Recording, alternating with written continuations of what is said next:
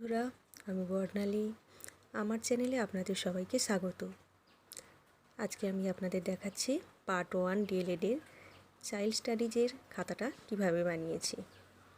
প্রথমেই ফ্রন্ট পেজটা দেখাচ্ছি। এটা আমি নিজে হাতে বানিয়েছি। প্রথমে একটা সূচিপত্র রেখেছি, সেখানে পৃষ্ঠা সংখ্যা এবং কী কী বিষয়গুলো লিখেছি তা মেনশন করা রয়েছে। এরপর স্মৃতি কাকে বলে, স্মৃতির বৈশিষ্ট্য কী, স্মৃতির শ্রেণীবিভাগ,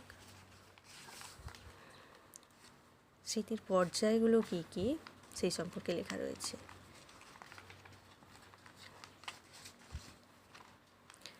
এর পরের পেজে রয়েছে পিয়াজের প্রজ্ঞামূলক বিকাশ তত্ত্ব, সেই তত্ত্ব সম্পর্কে কিছু লেখা।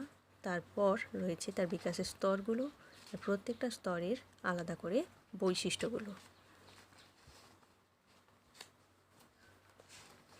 এই ছিল আমার অ্যাসাইনমেন্টের খাতা।